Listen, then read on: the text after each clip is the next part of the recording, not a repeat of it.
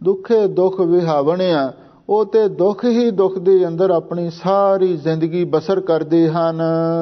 ਲਿਖਦਿਆਂ ਲਿਖਦਿਆਂ ਕਾਗਦ ਮਸ ਖੋਈ। ਸਾਹਿਬ ਸਤਿਗੁਰੂ ਸੱਚੇ ਪਾਤਸ਼ਾਹ ਫਰਮਾਉਂਦੇ ਨੇ ਕਿ ਐਸੇ ਮਨਮੁਖ ਵਿਦਵਾਨ ਵੀ ਹਨ ਤੇ ਜਿਹੜੇ ਬੜੀਆਂ ਬੜੀਆਂ ਪੁਸਤਕਾਂ ਵੀ ਲਿਖਦੇ ਨੇ, ਪਰ ਉਹਨਾਂ ਦੇ ਵਿੱਚ ਲਿਖਦੇ ਕੀ ਨੇ?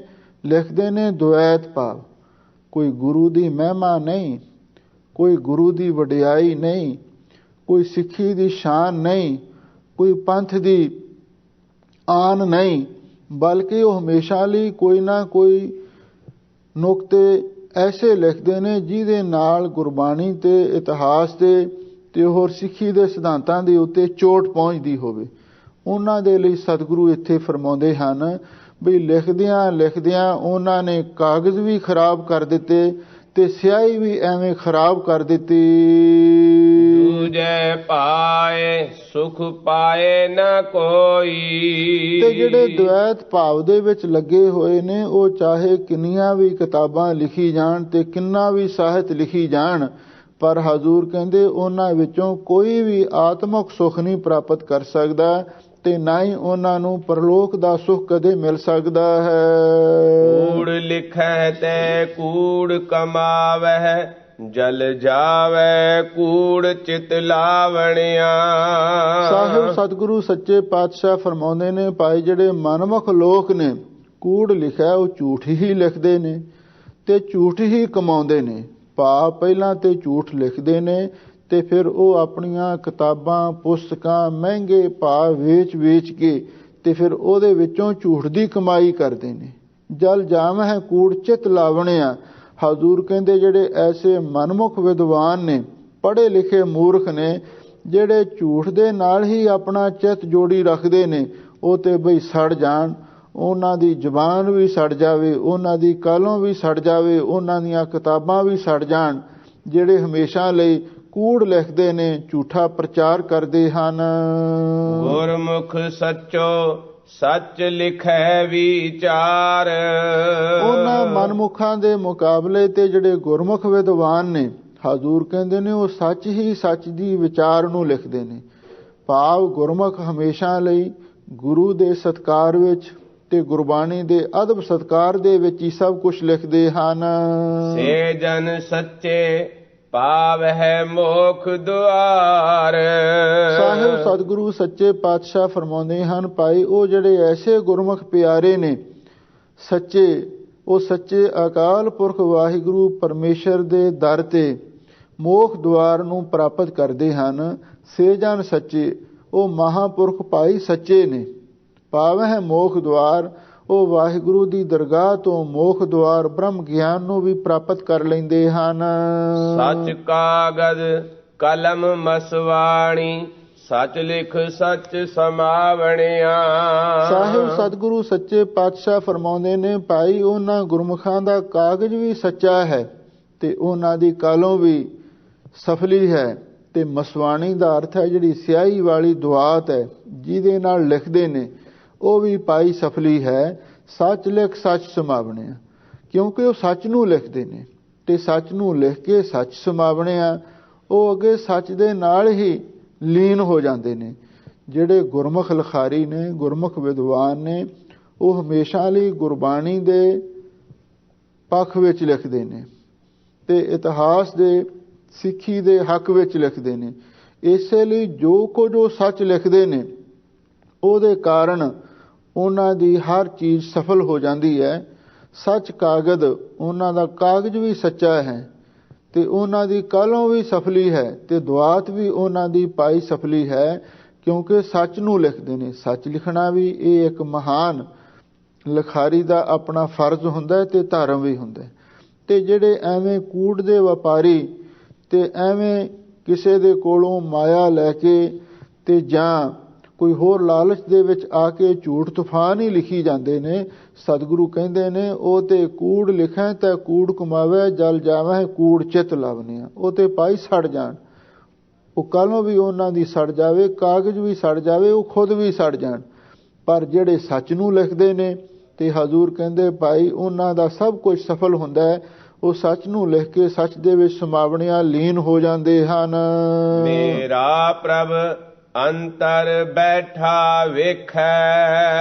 ਸਾਹਿਬ ਸਤਿਗੁਰੂ ਸੱਚੇ ਪਾਤਸ਼ਾਹ ਫਰਮਾਉਂਦੇ ਨੇ, ਭਾਈ ਉਹ ਮੇਰਾ ਅਕਾਲ ਪੁਰਖ ਵਾਹਿਗੁਰੂ ਸਭ ਦੇ ਅੰਦਰ ਬੈਠਾ ਹੈ। ਸਾਡੇ ਅੰਦਰ ਵੀ ਉਹੀ ਬੈਠਾ ਹੈ ਤੇ ਬਾਕੀ ਵੀ ਦੂਸਰਿਆਂ ਦੇ ਅੰਦਰ ਉਹੀ ਬੈਠਾ ਹੈ। ਘਟ ਘਟ ਮੈਂ ਹਰਜੂ ਬਸੈ ਸੰਤਨ ਕਹੇ ਉਪਕਾਰ। ਉਹ ਮੇਰਾ ਵਾਹਿਗੁਰੂ ਸਭ ਦੇ ਅੰਦਰ ਬੈਠਾ ਵੇਖ ਰਿਹਾ ਹੈ। ਗੁਰ ਪ੍ਰਸਾਦੀ ਮਿਲੈ ਸੋਈ ਜਨ ਲੇਖੈ। ਸਾਹਿਬ ਸਤਿਗੁਰੂ ਸੱਚੇ ਪਾਤਸ਼ਾਹ ਫਰਮਾਉਂਦੇ ਨੇ, ਭਾਈ ਜਿਹੜਾ ਗੁਰਮੁਖ ਪਿਆਰਾ ਗੁਰੂ ਦੀ ਕਿਰਪਾ ਦਾ ਪਾਤਰ ਹੋ ਕੇ ਉਸ ਨੂੰ ਮਿਲ ਪੈਂਦਾ ਹੈ ਤੇ ਉਹੀ ਭਾਈ ਉਸ ਦੇ ਲੇਖੇ ਵਿੱਚ ਪੈਂਦਾ ਹੈ।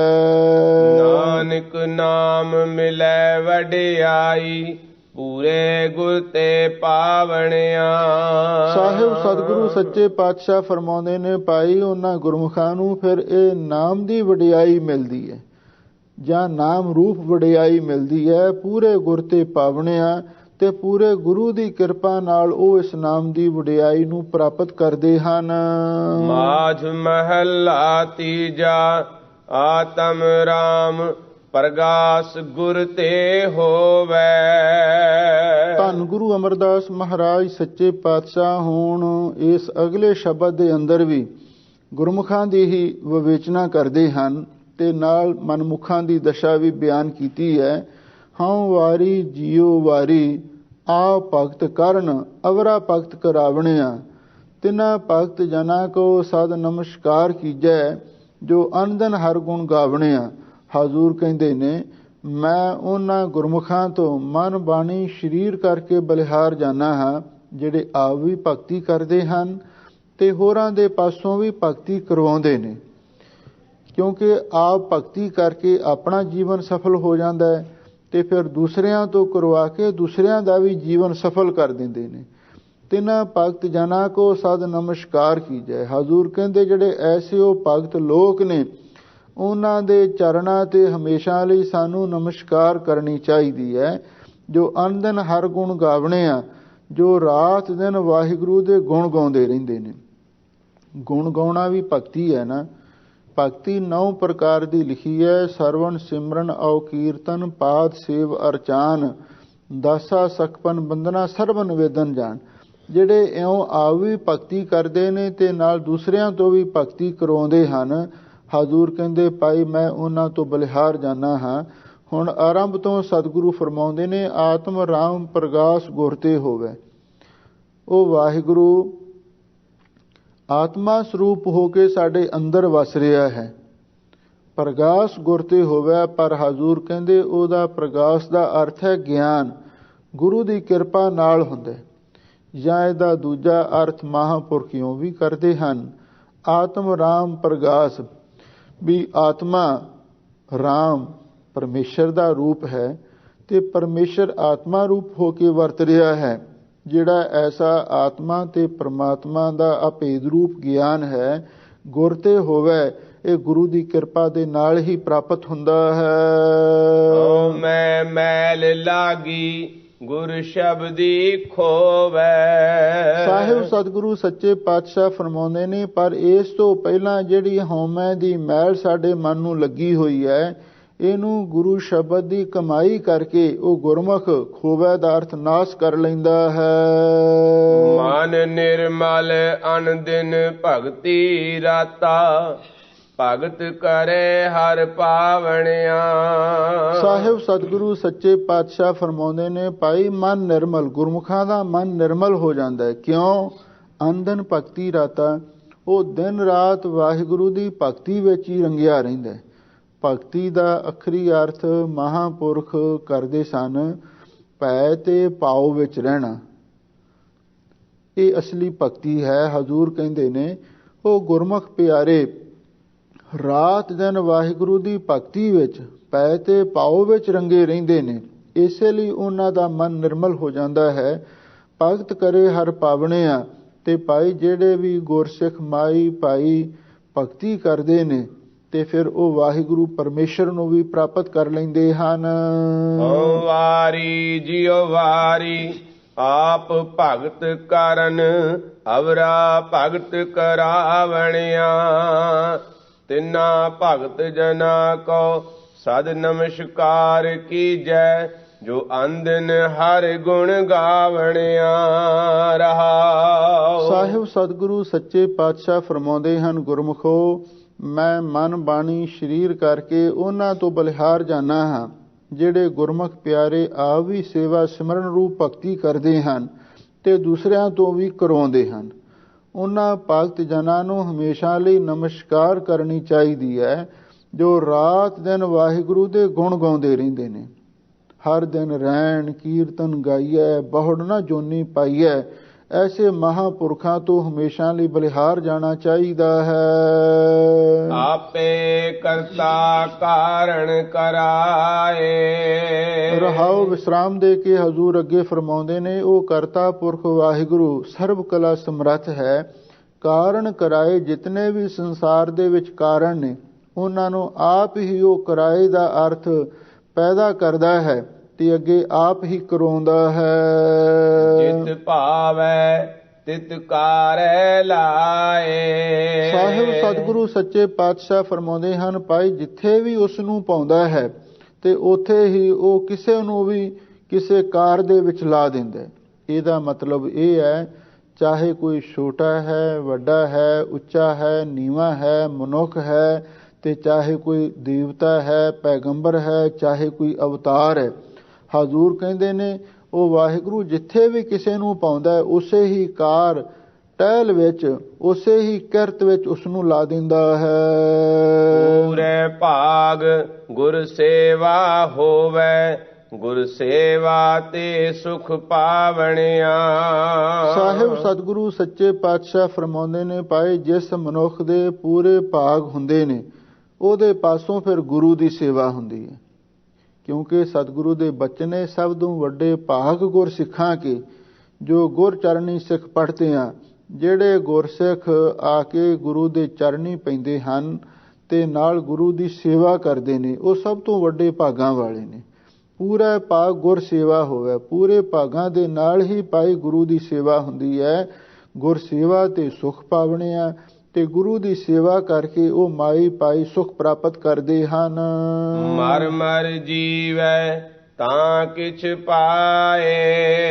ਸਾਹਿਬ ਸਤਿਗੁਰੂ ਸੱਚੇ ਪਾਤਸ਼ਾਹ ਫਰਮਾਉਂਦੇ ਨੇ, ਭਾਈ ਜਿਹੜੇ ਗੁਰਮੁਖ ਜਨ ਹਨ ਵੀ ਉਹ ਸੰਸਾਰ ਵੱਲੋਂ ਮਰ ਕੇ ਤੇ ਫਿਰ ਆਪਣੇ ਸਰੀਰ ਵੱਲੋਂ ਮਰ ਕੇ ਜੀਵੈ ਆਤਮਕ ਜੀਵਨ ਦੇ ਵਿੱਚ ਜੀ ਪੈਂਦੇ ਹਨ ਤਾਂ ਕਿਛ ਪਾਏ, ਤਾਂ ਹੀ ਉਹਨਾਂ ਨੂੰ ਕੁਛ ਆਤਮਾ ਤੇ ਪਰਮਾਤਮਾ ਦਾ ਗਿਆਨ ਪ੍ਰਾਪਤ ਹੁੰਦਾ ਹੈ। ਗੁਰ ਪ੍ਰਸਾਦੀ ਹਰ ਮਨ ਵਸਾਏ। ਉਹ ਕਿਵੇਂ ਪ੍ਰਾਪਤ ਹੁੰਦਾ ਹੈ? ਹਜ਼ੂਰ ਕਹਿੰਦੇ ਗੁਰੂ ਦੀ ਕਿਰਪਾ ਦੇ ਨਾਲ ਉਸ ਅਕਾਲ ਪੁਰਖ ਵਾਹਿਗੁਰੂ ਦੇ ਨਾਮ ਨੂੰ ਆਪਣੇ ਮਨ ਦੇ ਵਿੱਚ ਵਸਾ ਲੈਂਦੇ ਨੇ ਤੇ ਜਦੋਂ ਕਿਸੇ ਦੇ ਹਿਰਦੇ ਵਿੱਚ ਨਾਮ ਵਸ ਜਾਵੇ ਤੇ ਫਿਰ ਉਹਨੂੰ ਆਤਮਾ ਦਾ ਵੀ ਤੇ ਪਰਮਾਤਮਾ ਦਾ ਵੀ ਗਿਆਨ ਹਾਸਲ ਹੋ ਜਾਂਦਾ ਹੈ। ਸਦਾ ਮੁਕਤ ਹਰ ਮਨ ਵਸਾਏ, ਸਹਿਜੇ ਸਹਿਜ ਸਮਾਵਣਿਆ। ਸਾਹਿਬ ਸਤਿਗੁਰੂ ਸੱਚੇ ਪਾਤਸ਼ਾਹ ਫਰਮਾਉਂਦੇ ਨੇ, ਭਾਈ ਜੋ ਗੁਰਮੁਖ ਪਿਆਰੇ ਅਕਾਲ ਪੁਰਖ ਵਾਹਿਗੁਰੂ ਦੇ ਨਾਮ ਨੂੰ ਮਨ ਦੇ ਵਿੱਚ ਵਸਾ ਲੈਂਦੇ ਨੇ ਉਹ ਸਦਾ ਲਈ ਮੁਕਤ ਹੋ ਜਾਂਦੇ ਹਨ। ਸਹਿਜੇ ਸਹਿਜ ਸਮਾਵਣਿਆ ਤੇ ਭਾਈ ਉਹ ਸਹਿਜੇ ਸਹਿਜੇ ਸੇਵਾ ਸਿਮਰਨ ਦਾ ਅਭਿਆਸ ਕਰਦਿਆਂ ਹੋਇਆਂ ਤੇ ਜਿਹੜੀ ਸਹਿਜ ਆਤਮਕ ਅਡੋਲ ਅਵਸਥਾ ਹੈ ਉਹਦੇ ਵਿੱਚ ਜਾ ਕੇ ਲੀਨ ਹੋ ਜਾਂਦੇ ਹਨ।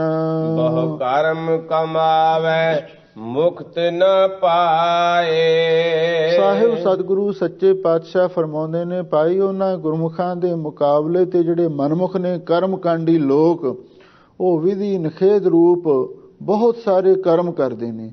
ਅਥਵਾ ਕਰਮ 4 ਪ੍ਰਕਾਰ ਦੇ ਮੰਨੇ ਨੇ, ਨਿਤ, ਨਮਿਤ, ਪ੍ਰਾਸ਼ਚਿਤ ਤੇ ਕਾਮ ਕਰਮ।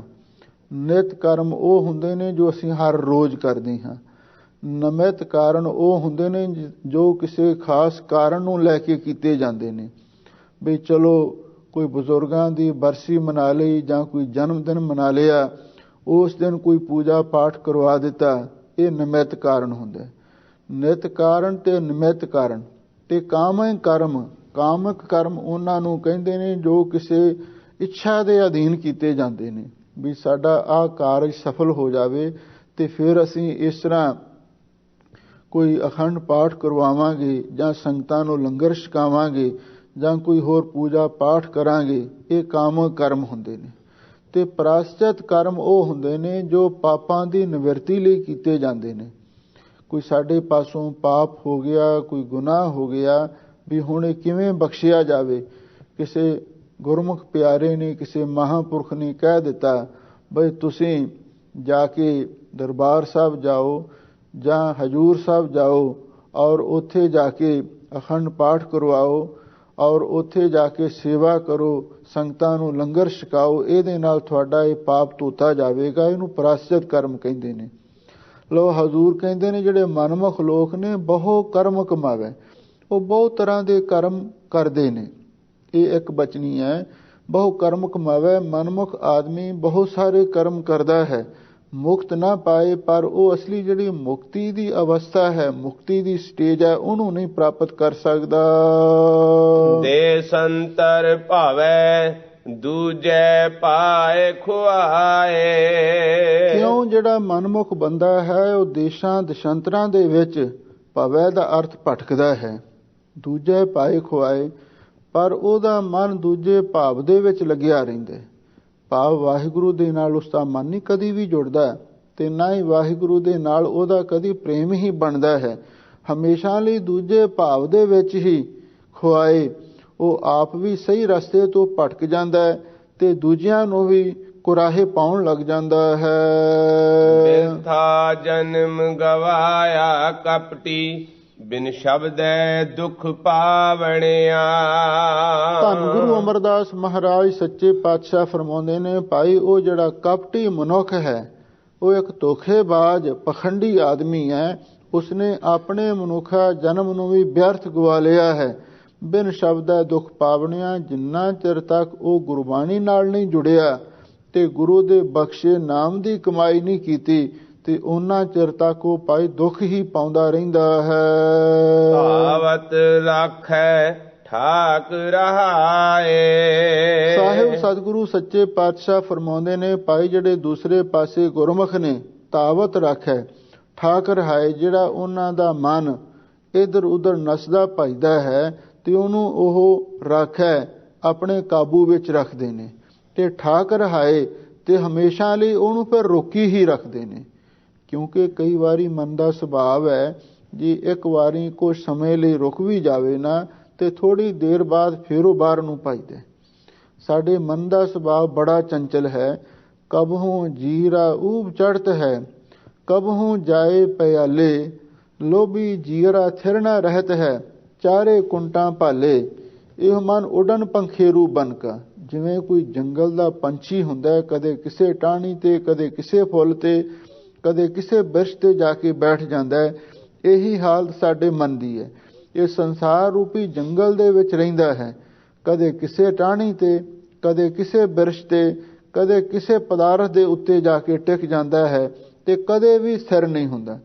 ਇਸੇ ਲਈ ਹਜ਼ੂਰ ਕਹਿੰਦੇ ਜਿਹੜੇ ਗੁਰਮੁਖ ਵਿਅਕਤੀ ਨੇ, ਤਾਵਤ ਰਾਖੈ ਠਾਕ ਰਹਾਏ, ਉਹ ਦੌੜਦੇ ਮਨ ਨੂੰ ਪਹਿਲਾਂ ਕੰਟਰੋਲ ਕਰਕੇ ਰੱਖਦੇ ਨੇ ਤੇ ਫਿਰ ਠਾਕ ਰਹਾਏ ਹਮੇਸ਼ਾ ਲਈ ਉਹਨੂੰ ਰੋਕੀ ਹੀ ਰੱਖਦੇ ਹਨ। ਗੁਰ ਪ੍ਰਸਾਦੀ ਪਰਮ ਪਦ ਪਾਏ। ਤੇ ਫਿਰ ਉਹ ਗੁਰਮੁਖ ਜਨ ਗੁਰੂ ਦੀ ਕਿਰਪਾ ਦੇ ਨਾਲ ਪਰਮ ਪਦਵੀ ਜੋ ਕੇਵਲ ਮੁਕਤੀ ਹੈ, ਕੇਵਲ ਮੁਕਤੀ ਦਾ ਸਰੂਪ ਹੈ। ਸੂਰਜ ਕਿਰਨ ਮਿਲੇ ਜਲ ਕਾ ਜਲ ਹੁਆ ਰਾਮ, ਜੋਤੀ ਜੋਤ ਰਲੀ ਸੰਪੂਰਨ ਥੀਆ ਰਾਮ।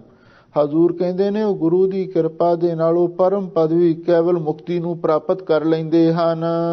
ਸਤਿਗੁਰ ਆਪੇ ਮੇਲ ਮਿਲਾਏ, ਮਿਲ ਪ੍ਰੀਤਮ ਸੁਖ ਪਾਵਣਿਆ। ਸਾਹਿਬ ਸਤਿਗੁਰੂ ਸੱਚੇ ਪਾਤਸ਼ਾਹ ਫਰਮਾਉਂਦੇ ਨੇ, ਭਾਈ ਸਤਿਗੁਰ ਆਪੇ ਮੇਲ ਮਿਲਾਏ। ਫਿਰ ਸਤਿਗੁਰੂ ਉਹਨਾਂ ਗੁਰਮੁਖਾਂ ਨੂੰ ਕਿਰਪਾ ਕਰਕੇ ਆਪ ਹੀ ਆਪਣੇ ਮੇਲ ਦੇ ਵਿੱਚ ਮਿਲਾ ਲੈਂਦੇ ਨੇ। ਮਿਲ ਪ੍ਰੀਤਮ ਸੁਖ ਪਾਵਣਿਆ, ਤੇ ਫਿਰ ਉਹ ਪ੍ਰੀਤਮ ਸਤਿਗੁਰੂ ਨੂੰ ਮਿਲ ਕੇ ਸੁਖ ਪਾਵਣਿਆ, ਉਹ ਆਤਮਕ ਸੁਖ ਨੂੰ ਵੀ ਪ੍ਰਾਪਤ ਕਰ ਲੈਂਦੇ ਹਨ।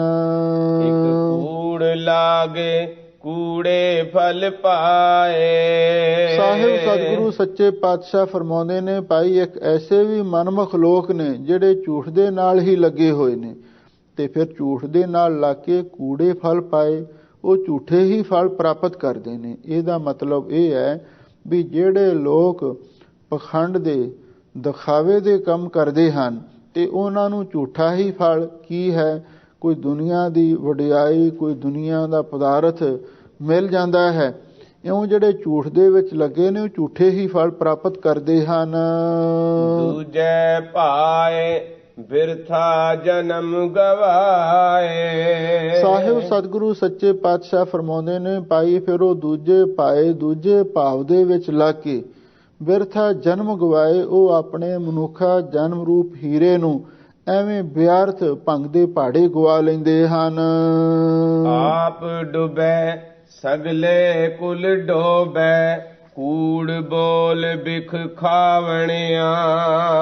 ਸਾਹਿਬ ਸਤਿਗੁਰੂ ਸੱਚੇ ਪਾਤਸ਼ਾਹ ਫਰਮਾਉਂਦੇ ਨੇ, ਭਾਈ ਜਿਹੜੇ ਮਨਮੁਖ ਲੋਕ ਨੇ ਆਪ ਡੁੱਬੇ, ਵੀ ਉਹ ਡੁੱਬੇ ਨੇ ਤੇ ਸਗਲੇ ਕੁਲ ਡੋਬੇ, ਉਹ ਸਾਰੀਆਂ ਕੁਲਾਂ ਨੂੰ ਵੀ ਡੋਬ ਦਿੰਦੇ ਨੇ। ਜਿੱਥੇ ਗੁਰਮੁਖ ਸੰਗੀ ਸਾਥੀ ਸਗਲ ਤਰਾਈ ਸੰਗੀਆਂ ਸਾਥੀਆਂ ਨੂੰ ਨਾਲ ਤਾਰ ਦਿੰਦੇ ਹਨ, ਤੇ ਜਿਹੜੇ ਮਨਮੁਖ ਲੋਕ ਨੇ ਆਪ ਵੀ ਡੁੱਬਦੇ ਨੇ, ਦੂਸਰਿਆਂ ਨੂੰ ਵੀ ਡੋਬ ਦਿੰਦੇ ਨੇ।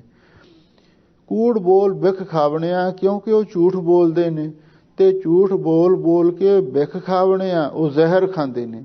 ਇਹਦਾ ਮਤਲਬ ਇਹ ਹੈ ਅਸੀਂ ਝੂਠ ਬੋਲ ਕੇ ਜੋ ਵੀ ਪਦਾਰਥ ਲੈ ਕੇ ਖਾਂਦੇ ਹਾਂ ਉਹ ਸਾਡੇ ਲਈ ਜ਼ਹਿਰ ਹੈ। ਤੇ ਹਰ ਆਦਮੀ ਦਾ ਸੁਭਾਅ ਐਸਾ ਬਣਿਆ ਹੋਇਆ ਹੈ ਤੇ ਫਿਰ ਉਹ ਝੂਠ ਤੇ ਬੋਲਦਾ ਹੀ ਬੋਲਦਾ। ਪਰ ਹਜ਼ੂਰ ਕਹਿੰਦੇ ਜਿਹੜਾ ਝੂਠ ਬੋਲ ਕੇ ਅਸੀਂ ਜੋ ਵੀ ਕੁਝ ਖਾਂਦੇ ਹਾਂ ਉਹ ਸਾਡੇ ਲਈ ਜ਼ਹਿਰ ਹੈ।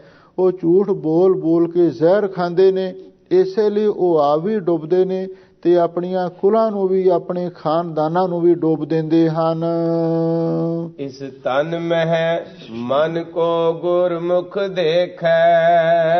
ਧੰਨ ਗੁਰੂ ਅਮਰਦਾਸ ਮਹਾਰਾਜ ਸੱਚੇ ਪਾਤਸ਼ਾਹ ਹੁਣ ਅੱਗੇ ਬੜੀ ਇੱਕ ਸੂਖਮ ਵਿਚਾਰ ਸਾਨੂੰ ਦੱਸਣ ਲੱਗੇ ਹਨ। ਗੁਰਮੁਖੋ, ਇਹ ਜਿਹੜਾ ਤਨ ਭੌਤਿਕ ਸਰੀਰ ਹੈ ਇਹਦੇ ਵਿੱਚ ਇੱਕ ਮਨ ਵੀ ਹੈ। ਜਿਹੜਾ ਮਨ ਹੈ ਉਹ ਇਸ ਤਨ ਦੇ ਨਾਲੋਂ ਵੱਖਰੀ ਚੀਜ਼ ਹੈ। ਇਸ ਤਨ ਮੈਂ ਮਨ, ਇਸ ਤਨ ਦੇ ਅੰਦਰ ਹੀ ਪਾਈ ਮਨ ਹੈ। ਕੋ ਗੁਰਮੁਖ ਦੇਖਿਆ, ਪਰ ਕੋਈ ਵਿਰਲਾ ਗੁਰਮੁਖ ਹੀ ਉਸ ਨੂੰ ਦੇਖ ਸਕਦਾ ਹੈ। ਇਹਦਾ ਮਤਲਬ ਇਹ ਹੈ ਜਿਹੜਾ ਸਾਡੇ ਸਰੀਰ ਵਿੱਚ ਮਨ ਹੈ ਉਹ ਇਸ ਤਨ ਦੇ ਨਾਲੋਂ ਵੱਖਰਾ ਕਰਕੇ ਕੋਈ ਵਿਰਲਾ ਹੀ ਗੁਰਮੁਖ ਉਸ ਨੂੰ ਦੇਖ ਸਕਦਾ ਹੈ। ਨਹੀਂ ਤੇ ਹੁਣ ਸਾਨੂੰ ਤੇ ਪਤਾ ਵੀ ਨਹੀਂ ਲੱਗਦਾ ਤਨ ਕੀ ਹੈ ਤੇ ਮਨ ਕੀ ਹੈ। ਸਾਡੇ ਲਈ ਤੇ ਸਾਰਾ ਕੁਝ ਹੀ ਰਲ ਗੱਡ ਹੋਇਆ ਹੋਇਆ। ਅਸੀਂ ਸਰੀਰ ਨੂੰ ਹੀ ਮਨ ਤੇ ਮਨ ਨੂੰ ਹੀ ਤਨ ਸਮਝੀ ਬੈਠੇ ਹਾਂ। ਪਰ ਸਾਹਿਬ ਸਤਿਗੁਰੂ ਸੱਚੇ ਪਾਤਸ਼ਾਹ ਫਰਮਾਉਂਦੇ ਨੇ ਬਈ ਇਹ ਸਰੀਰ ਵੱਖਰਾ ਹੈ, ਇਹ ਤੇ ਜੜ ਹੈ। ਇਹਦੇ ਵਿੱਚ ਮਨ ਇੱਕ ਐਸੀ ਚੀਜ਼ ਹੈ ਜੋ ਵਿਚਾਰ ਸ਼ਕਤੀ ਦਾ ਕੇਂਦਰ ਹੈ। ਇਸ ਮਨ ਦੇ ਬਾਰੇ ਵਿਦਾਂਤ ਮਤ ਵਾਲਿਆਂ ਨੇ ਲਿਖਿਆ ਹੈ, ਸੰਕਲਪੋ ਵਿਕਲਪੋ ਹੀ ਮਨ। ਜਿਹੜੀ ਸੰਕਲਪ ਤੇ ਵਿਕਲਪ ਪੈਦਾ ਕਰਨ ਵਾਲੀ ਬਿਰਤੀ ਉਹਨੂੰ ਮਨ ਕਹਿੰਦੇ ਨੇ। ਹੁਣ ਸਾਡੇ ਮਨ ਦੇ ਵਿੱਚ ਕੋਈ ਨਾ ਕੋਈ ਸੰਕਲਪ ਤੇ ਵਿਕਲਪ ਤੇ ਪੈਦਾ ਹੁੰਦਾ ਹੀ ਰਹਿੰਦਾ ਤੇ ਇਹਦੇ ਨਾਲ ਹੀ ਜਿਹੜੇ ਨਿਆਇ ਸ਼ਾਸਤਰ ਵਾਲੇ ਨੇ ਤੇ ਉਹਨਾਂ ਨੇ ਸੁੱਖ ਦੁੱਖ ਦੇ ਗਿਆਨ ਦੇ ਇੰਦਰੀਏ ਨੂੰ ਮਨ ਆਖਿਆ ਹੈ। ਭਾਵ ਜਿਸ ਦੇ ਨਾਲ ਸੁੱਖ ਦਾ ਤੇ ਦੁੱਖ ਦਾ ਸਾਨੂੰ ਗਿਆਨ ਹੋਵੇ ਉਹ ਹੈ ਮਨ। ਇਸ ਤਰ੍ਹਾਂ ਇਹ ਮਨ ਦੀ ਵਿਆਖਿਆ ਪੁਰਾਤਨ ਵਿਦਵਾਨਾਂ ਨੇ ਕੀਤੀ ਹੈ। ਸਾਹਿਬ ਸਤਿਗੁਰੂ ਸੱਚੇ ਪਾਤਸ਼ਾਹ ਨੇ ਬਾਣੀ ਦੇ ਵਿੱਚ ਮਨ ਦੇ 3 ਰੂਪ ਲਿਖੇ ਨੇ। ਇਹੋ ਮਨ ਸ਼ਕਤੀ, ਇਹੋ ਮਨ ਸੀਓ, ਇਹੋ ਮਨ ਪੰਚ ਤਤ ਕੋ ਜੀਓ, ਇਹ ਮਨ ਲੈ ਜੋ ਉਨਮਨ ਰਹਿ ਤੋ 3 ਲੋਕ ਕੀ ਬਾਤਾਂ ਕਹੈ। ਇਹੋ ਮਨ ਸ਼ਕਤੀ, ਇਹ ਇੱਕ ਮਨ ਸ਼ਕਤੀ ਰੂਪ ਹੈ।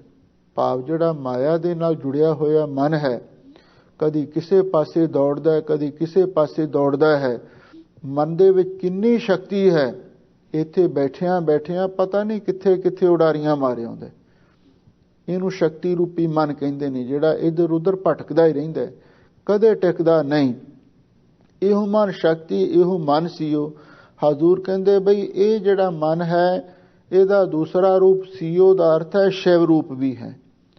ਭਾਵ ਇੱਕ ਤੇ ਸ਼ਕਤੀ ਰੂਪ ਮਨ ਹੈ, ਜਿਹੜਾ ਮਾਇਆ ਦੇ ਨਾਲ ਜੁੜਿਆ ਹੋਇਆ ਮਨ ਉਹ ਸ਼ਕਤੀ ਰੂਪ ਹੈ। ਤੇ ਜਦੋਂ ਇਹੀ ਮਨ ਉਸ ਅਕਾਲ ਪੁਰਖ ਦੇ ਨਾਲ ਜੁੜ ਜਾਵੇ ਤੇ ਫਿਰ ਇਹ ਸ਼ਿਵ ਰੂਪ ਹੋ ਜਾਂਦਾ। ਜਿਵੇਂ ਹਜ਼ੂਰ ਨੇ ਬਾਣੀ ਵਿੱਚ ਇਸ ਮਨ ਨੂੰ ਸਿੱਖਿਆ ਬਖਸ਼ੀ ਹੈ, ਮਨ ਤੂੰ ਜੋਤ ਸਰੂਪ ਹੈ ਆਪਣਾ ਮੂਲ ਪਛਾਣ, ਮਨ ਹਰ ਜੀ ਤੇਰੇ ਨਾਲ ਹੈ, ਗੁਰਮਤੀ ਰੰਗ ਮਨ। ਇਹ ਮਨ ਦਾ ਸ਼ਿਵ ਰੂਪ ਹੈ। ਇਹੋ ਮਨ ਸ਼ਕਤੀ, ਇਹੋ ਮਨ ਸੀਓ, ਇਹੋ ਮਨ ਪੰਜ ਤੱਤ ਕੋ ਜੀਓ। ਇਹ ਜਿਹੜਾ ਮਨ ਹੈ ਇਹ ਪੰਜਾਂ ਤੱਤਾਂ ਦਾ ਵੀ ਜੀਵ ਹੈ, ਕਿਉਂਕਿ ਇਹ ਜਿਹੜੀ ਮਨ ਦੀ ਪੈਦਾਇਸ਼ ਹੈ ਇਹ ਪੰਜ ਸੂਖਮ ਤੱਤਾਂ ਤੋਂ ਪੈਦਾ ਹੋਈ ਹੈ। ਇਹਦੇ ਬਾਰੇ ਧਰਮ ਗ੍ਰੰਥਾਂ ਦਾ ਮਤ ਹੈ, ਸਤੋ ਅੰਸ਼ ਭੂਤਨ ਕੀ ਜੋ ਹੈ ਤਾਂ ਤੇ ਅੰਤःਕਰਨ ਪਇਓ ਹੈ। ਜਿਹੜੀ ਪੰਜਾਂ ਤੱਤਾਂ ਦੀ ਸਤੋ ਗੁਣ ਅੰਸ਼ ਹੈ, ਸ਼ੁੱਧ ਅੰਸ਼ ਹੈ, ਉਸ ਤੋਂ ਸਾਡਾ ਮਨ ਬਣਿਆ। ਤੇ ਜਿਹੜੀ ਰਜੋ ਗੁਣ ਅੰਸ਼ ਹੈ ਉਹ ਤੋਂ ਸਾਡੇ ਇੰਦਰੀਏ ਬਣੇ ਨੇ, ਤੇ ਜਿਹੜੀ ਤਮੋ ਗੁਣ ਅੰਸ਼ ਹੈ ਉਹ ਤੋਂ ਸਾਡਾ ਭੌਤਿਕ ਸਰੀਰ ਬਣਿਆ। ਇਸ ਢੰਗ ਦੇ ਨਾਲ ਇਹ ਜਿਹੜਾ ਮਨ ਹੈ ਨਾ, ਇਹਦੇ ਤਿੰਨ ਰੂਪ ਗੁਰੂ ਮਹਾਰਾਜ ਨੇ ਲਿਖੇ ਨੇ। ਪਰ ਹਜ਼ੂਰ ਕਹਿੰਦੇ ਇਹ ਮਨ ਲੈ ਜੋ ਉਨਮਨ ਰਹਿ। ਜਿਹੜਾ ਇਸ ਮਨ ਨੂੰ ਆਪਣੇ ਵਸ ਵਿੱਚ ਲੈ ਕੇ, ਉਨਮਨ ਦਾ ਅਰਥ ਹੈ ਜਿੱਥੇ ਮਨ ਦਾ ਅਭਾਵ ਹੋ ਜਾਂਦਾ ਹੈ, ਮਨ ਦੇ ਸਾਰੇ ਫੁਰਨੇ ਮਿਟ ਜਾਂਦੇ ਨੇ, ਉਹ ਹੈ ਉਨਮਨ ਅਵਸਥਾ।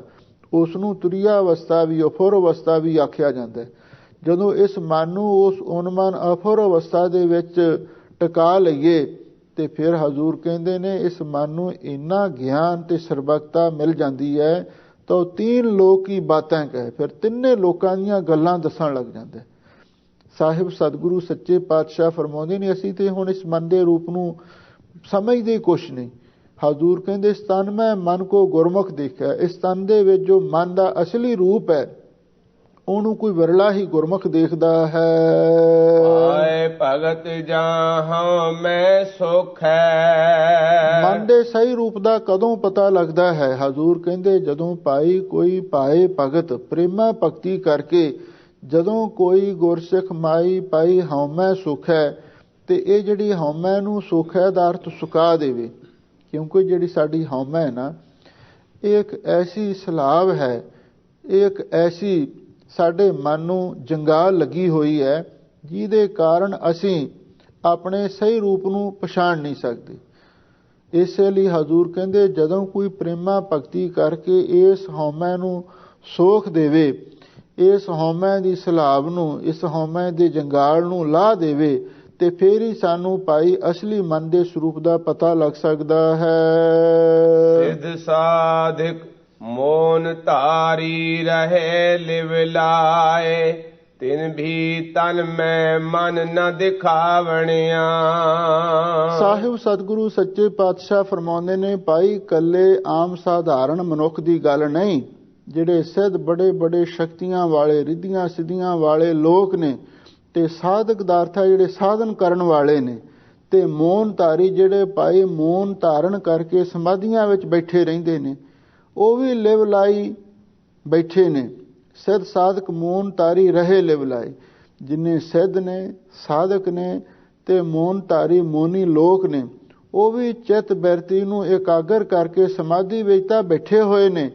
ਤਿੰਨ ਵੀ ਤਨ ਮੈਂ ਮਨ ਨਾ ਦਿਖਾਵਣਿਆ, ਪਰ ਉਹਨਾਂ ਨੇ ਵੀ ਇਸ ਤਨ ਸਰੀਰ ਦੇ ਅੰਦਰ ਜਿਹੜਾ ਮਨ ਦਾ ਅਸਲੀ ਰੂਪ ਹੈ ਨਾ, ਮਨ ਤੋਂ ਜੋਤ ਸਰੂਪ ਹੈ ਆਪਣਾ ਮੂਲ ਪਛਾਣ, ਉਹ ਮਨ ਦੇ ਅਸਲੀ ਰੂਪ ਨੂੰ ਭਾਈ ਉਹ ਵੀ ਨਹੀਂ ਦੇਖ ਸਕਦੇ। ਆਪ ਕਰਾਏ ਕਰਤਾ ਸੋਈ। ਸਾਹਿਬ ਸਤਿਗੁਰੂ ਸੱਚੇ ਪਾਤਸ਼ਾਹ ਫਰਮਾਉਂਦੇ ਨੇ ਭਾਈ ਗੁਰਮੁਖਾਂ ਦੀ ਦ੍ਰਿਸ਼ਟੀ ਵਿੱਚ ਉਹ ਕਰਤਾ ਪੁਰਖ ਵਾਹਿਗੁਰੂ ਭਾਈ ਆਪ ਹੀ ਸਭ ਕੁਝ ਕਰਦਾ ਕਰਾਉਂਦਾ ਹੈ। ਹੋਰ ਕੇ ਕਰੇ ਕੀਤੇ ਕਿਆ ਹੋਈ। ਤੇ ਉਸ ਅਕਾਲ ਪੁਰਖ ਵਾਹਿਗੁਰੂ ਪਰਮੇਸ਼ਰ ਤੋਂ ਬਿਨਾਂ ਹੋਰ ਕੀ ਕਰੇ, ਹੋਰ ਕੋਈ ਕੀ ਕਰ ਸਕਦਾ ਹੈ? ਕੀਤਾ ਕਿਆ ਹੋਈ, ਕਿਸੇ ਦੇ ਕੀਤਿਆਂ ਕੀ ਹੋ ਸਕਦਾ? ਕੁਝ ਵੀ ਨਹੀਂ ਹੋ ਸਕਦਾ। ਇਹਦਾ ਮਤਲਬ ਇਹ ਆ ਵੀ ਜੋ ਵੀ ਕੁਛ ਕਰਦਾ ਕਰਾਉਂਦਾ ਹੈ ਗੁਰਮੁਖ ਇਹ ਸਮਝਦੇ ਨੇ ਉਹ ਅਕਾਲ ਪੁਰਖ ਵਾਹਿਗੁਰੂ ਹੀ ਕਰਦਾ ਕਰਾਉਂਦਾ, ਕਿਉਂਕਿ ਸਾਡਾ ਆਪਣਾ ਸਰੀਰ ਤੇ ਜੜ ਹੈ, ਇਹ ਤੇ ਕੁਛ ਵੀ ਕਰਨ ਜੋਗਾ ਨਹੀਂ। ਤੇ ਜਿਹੜੀ ਚੇਤਨ ਸੱਤਾ ਹੈ, ਜੀਵ ਸ਼ਕਤੀ, ਉਹ ਵਾਹਿਗੁਰੂ ਪਰਮੇਸ਼ਰ ਦੀ ਪੈਦਾ ਕੀਤੀ ਹੋਈ ਹੈ, ਜਿਹਦੇ ਨਾਲ ਅਸੀਂ ਸਾਰਾ ਕੁਛ ਕਰਵਾ ਰਹੇ ਹਾਂ। ਹਜ਼ੂਰ ਕਹਿੰਦੇ ਜੋ ਵੀ ਕੁਛ ਕਰਦਾ ਪੁਰਖ ਵਾਹਿਗੁਰੂ ਕਰਦਾ ਉਹੀ ਹੁੰਦਾ ਹੈ। ਹੋਰ ਕੀ ਕਰੇ? ਉਸ ਤੋਂ ਬਿਨਾਂ ਹੋਰ ਕੋਈ ਆਦਮੀ ਕੀ ਕਰ ਸਕਦਾ ਹੈ? ਤੇ ਕਿਸੇ ਦੇ ਕੀਤਿਆਂ ਹੋ ਵੀ ਕੀ ਸਕਦਾ? ਕੁਝ ਵੀ ਨਹੀਂ ਹੋ ਸਕਦਾ। ਇਸ ਲਈ ਗੁਰਮੁਖ ਹਮੇਸ਼ਾ ਲਈ ਵਾਹਿਗੁਰੂ ਪਰਮੇਸ਼ਰ ਤੇ ਹੀ ਆਪਣੀ ਨਿਗਾਹ ਤੇ ਆਪਣੀ ਦ੍ਰਿਸ਼ਟੀ ਜੋੜੀ ਰੱਖਦੇ ਹਨ। ਨਾਨਕ ਜਿਸ ਨਾਮ ਦੇਵੈ ਸੋ ਲੇਵੈ, ਨਮੋ ਮਨ ਵਸਾਵਣਿਆ। ਸਾਹਿਬ ਸਤਿਗੁਰੂ ਸੱਚੇ ਪਾਤਸ਼ਾਹ ਫਰਮਾਉਂਦੇ ਨੇ, ਭਾਈ ਜਿਹੜੀ ਗੁਰਮੁਖਾਂ ਦੀ ਦ੍ਰਿਸ਼ਟੀ ਹੁੰਦੀ ਹੈ ਨਾ, ਉਹ ਹੁੰਦੀ ਹੈ ਸਿੰਘ ਦ੍ਰਿਸ਼ਟੀ। ਸਿੰਘ ਕਹਿੰਦੇ ਨੇ ਸ਼ੇਰ ਨੂੰ। ਜਿਹੜਾ ਸ਼ੇਰ ਹੈ ਉਹਦੀ ਦ੍ਰਿਸ਼ਟੀ ਇਹ ਹੁੰਦੀ ਹੈ, ਜੇ ਕੋਈ ਉਹਦੇ ਉੱਤੇ ਕੋਈ ਵਾਰ ਕਰਦਾ ਹੈ ਤੇ ਉਹ ਵਾਰ ਕਰਨ ਵਾਲੇ ਤੇ ਨਿਗਾਹ ਰੱਖਦਾ ਹੈ, ਬਈ ਮੇਰੇ ਉੱਤੇ ਕੌਣ ਅਟੈਕ ਕਰ ਰਿਹਾ ਹੈ, ਔਰ ਉਹਦੇ ਉੱਤੇ ਜਾ ਕੇ ਉਹ ਵੀ ਝਪਟਦਾ ਹੈ। ਸ਼ੇਰ ਦੀ ਦ੍ਰਿਸ਼ਟੀ ਹੁੰਦੀ ਹੈ ਉਹ ਮਾਰਨ ਵਾਲੇ ਵੱਲ ਦੇਖਦਾ ਹੈ। ਤੇ ਦੂਸਰੀ ਹੁੰਦੀ ਹੈ ਕੂਕਰ ਦ੍ਰਿਸ਼ਟੀ। ਕੂਕਰ ਕਹਿੰਦੇ ਨੇ ਕੁੱਤੇ ਨੂੰ। ਕੁੱਤੇ ਦੀ ਦ੍ਰਿਸ਼ਟੀ ਇਹ ਹੁੰਦੀ ਹੈ ਵੀ ਉਹ ਮਾਰਨ ਵਾਲੇ ਨੂੰ ਨਹੀਂ ਦੇਖਦਾ, ਤੇ ਜਿਹੜੀ ਚੀਜ਼ ਉਹਨੂੰ ਮਾਰੀ ਜਾਂਦੀ ਹੈ ਨਾ, ਜੇ ਉਹਨੂੰ ਸੋਟੀ ਮਾਰੋ ਸੋਟੀ ਨੂੰ ਵੱਢਣ ਲੱਗ ਪੈਂਦਾ, ਜੇ ਕੋਈ ਉਹਦੇ ਵੱਲ ਰੋੜਾ ਸੁੱਟੋ ਤੇ ਉਹਨੂੰ ਉਹ ਪਕੜਨ ਲੱਗ ਜਾਂਦਾ। ਇਹ ਕੂਕਰ ਦ੍ਰਿਸ਼ਟੀ ਹੁੰਦੀ ਹੈ। ਤੇ ਜਿਹੜੇ ਗੁਰਮੁਖ ਨੇ ਉਹ ਤੇ ਸ਼ੇਰ ਦ੍ਰਿਸ਼ਟੀ ਵਾਂਗੂ, ਜੋ ਪਿੱਛੇ ਕਰਨ ਕਰਾਉਣ ਵਾਲਾ ਵਾਹਿਗੁਰੂ ਹੈ, ਉਹ ਤੇ ਉਹਦੇ ਉੱਤੇ ਟੇਕ ਰੱਖਦੇ ਨੇ। ਤੇ ਜਿਹੜੇ ਮਨਮੁਖ ਨੇ, ਜਿਹੜੇ ਰਸਤੇ ਵਿੱਚ ਕੋਈ ਨਾ ਕੋਈ ਬਹਾਨੇ ਬਣ ਜਾਂਦੇ ਨੇ, ਉਹਨਾਂ ਦੀ ਕੂਕਰ ਦ੍ਰਿਸ਼ਟੀ ਹੁੰਦੀ ਹੈ। ਤੇ ਫਿਰ ਉਹ ਉਹਨਾਂ ਨੂੰ ਦੋਸ਼ ਦੇਣ ਲੱਗ ਜਾਂਦੇ ਨੇ, ਆਹ ਕੰਮ ਫਲਾਣੇ ਨੇ ਸਾਡਾ ਖਰਾਬ ਕਰ ਦਿੱਤਾ ਹੈ, ਤੇ ਇਹ ਫਲਾਣਾ ਕੰਮ ਫਲਾਣੇ ਨੇ ਅਮਕੇ ਨੇ ਖਰਾਬ ਕਰ ਦਿੱਤਾ ਹੈ। ਪਰ ਜਿਹੜੇ ਗੁਰਮੁਖ ਨੇ ਉਹ ਕਹਿੰਦੇ ਨਹੀਂ, ਜੋ ਕਰਦਾ ਕਰਾਉਂਦਾ ਵਾਹਿਗੁਰੂ ਪਰਮੇਸ਼ਰੀ ਹੈ। ਕੀਤਾ ਕਰਨਾ ਸਰਬ ਰਜਾਈ, ਕਿਛ ਕੀਤਾ ਜੇ ਕਰ ਸਕੀਐ, ਆਪਣਾ ਕੀਤਾ ਕਿਛੂ ਨਾ ਹੋਵੇ, ਜਿਉ ਹਰ ਪਾਵੈ ਤਿਉ ਰਖੀਐ। ਮੇਰੇ ਹਰ ਜੀਓ ਸਭ ਕੋ ਤੇਰੇ ਵਸ, ਅਸਾਂ ਜੋਰ ਨਾਹੀਂ ਜੇ ਕਿਛ ਕਰ ਹਮ ਸਾਕੈ ਹੈ, ਜਿਉ ਭਾਵੈ ਤਿਵੈ ਬਖਸ਼। ਇਹ ਗੁਰਮੁਖਾਂ ਦੀ ਅਵਸਥਾ ਹੁੰਦੀ ਹੈ। ਹਜ਼ੂਰ ਕਹਿੰਦੇ ਨਾਨਕ ਜਿਸ ਨਾਮ ਦੇਵੈ ਸੋ ਲੇਵੈ, ਨਾਮੋ ਮਨ ਵਸਾਵਣਿਆ। ਹਜ਼ੂਰ ਕਹਿੰਦੇ ਭਾਈ ਜਿਸ ਨੂੰ ਅਕਾਲ ਪੁਰਖ ਵਾਹਿਗੁਰੂ ਨਾਮ ਦਿੰਦਾ ਹੈ ਤੇ ਉਹੀ ਉਸ ਨੂੰ ਪ੍ਰਾਪਤ ਕਰਦਾ ਹੈ। ਨਾਮ ਦੀ ਦਾਤ ਵਾਹਿਗੁਰੂ ਦੇ ਆਪਣੇ ਹੱਥ ਵਿੱਚ ਹੈ। ਹੋਰ ਦਾਤਾਂ ਤੇ ਹੋਰ ਥਾਵਾਂ ਤੋਂ ਮਿਲ ਸਕਦੀਆਂ, ਪਰ ਨਾਮ ਦੀ ਦਾਤ ਉਸ ਅਕਾਲ ਪੁਰਖ ਤੋਂ ਹੀ ਮਿਲ ਸਕਦੀ ਹੈ। ਹਜ਼ੂਰ ਕਹਿੰਦੇ ਜਿਸ ਨੂੰ ਉਹ ਅਕਾਲ ਪੁਰਖ ਵਾਹਿਗੁਰੂ ਨਾਮ ਦਿੰਦਾ ਤੇ ਉਹੀ ਲੈਂਦਾ ਹੈ। ਨਾਮੋ ਮਨ ਵਸਾਵਣਿਆ। ਤੇ ਭਾਈ ਫਿਰ ਉਹ ਉਸ ਨਾਮ ਨੂੰ ਲੈ ਕੇ ਆਪਣੇ ਮਨ ਦੇ ਵਿੱਚ ਵਸਾ ਲੈਂਦਾ। ਤੇ ਜਦੋਂ ਨਾਮ ਕਿਸੇ ਦੇ ਮਨ ਦੇ ਵਿੱਚ ਵਸ ਜਾਵੇ ਤੇ ਫਿਰ ਉਹਦਾ ਮਨ ਪਵਿੱਤਰ ਹੋ ਜਾਂਦਾ ਹੈ। ਤੇ ਜਦੋਂ ਮਨ ਪਵਿੱਤਰ ਹੋ ਜਾਵੇ ਉਹਦੇ ਵਿੱਚ ਵਾਹਿਗੁਰੂ ਪਰਮੇਸ਼ਰ ਦੇ ਦੀਦਾਰ ਹੋ ਜਾਂਦੇ ਨੇ। ਤੇ ਇਸ ਗੁਫਾ ਮੈਂ ਅਖੁੱਟ ਭੰਡਾਰਾ, ਉਹਦਾ ਗਿਆਨ ਪ੍ਰਾਪਤ ਹੋ ਜਾਂਦਾ ਹੈ। ਧੰਨ ਗੁਰੂ ਅਮਰਦਾਸ ਮਹਾਰਾਜ ਸੱਚੇ ਪਾਤਸ਼ਾਹ ਨੇ ਅਪਾਰ ਮਿਹਰ ਕੀਤੀ, ਸਾਨੂੰ ਪਾਵਨ ਪਵਿੱਤਰ ਸੁੰਦਰ ਤੇ ਅਮੋਲਕ ਉਪਦੇਸ਼ ਬਖਸ਼ੇ ਨੇ। ਆਪਾਂ ਇਹਨਾਂ ਨੂੰ ਸੁਣਿਆ ਤੇ ਸੁਣ ਕੇ ਮਨ ਦੇ ਵਿੱਚ ਵਸਾਈਏ, ਇਹਦੇ ਨਾਲ ਸਾਡੇ ਜੀਵਨ ਦੀ ਸਫਲਤਾ ਹੋਵੇਗੀ। ਸਭ ਸੰਗਤਾਂ ਦਾ ਹਾਰਦਿਕ ਧੰਨਵਾਦ। ਹੋਈਆਂ ਭੁੱਲਾਂ ਚੁੱਕਾਂ ਲਈ ਖਿਮਾ ਕਰਨਾ। ਆਪ ਕਰਾਏ ਕਰਤਾ ਸੋਈ, ਹੋਰ ਕੇ ਕਰੇ ਕੀਤੈ ਕਿਆ ਹੋਈ। ਨਾਨਕ ਜਿਸ ਨਾਮ ਦੇਵੈ ਸੋ ਲੇਵੈ, ਨਮੋ ਮਨ ਵਸਾਵਣਿਆ। ਵਾਹਿਗੁਰੂ ਜੀ ਕਾ ਖਾਲਸਾ, ਵਾਹਿਗੁਰੂ ਜੀ ਕੀ ਫਤਿਹ।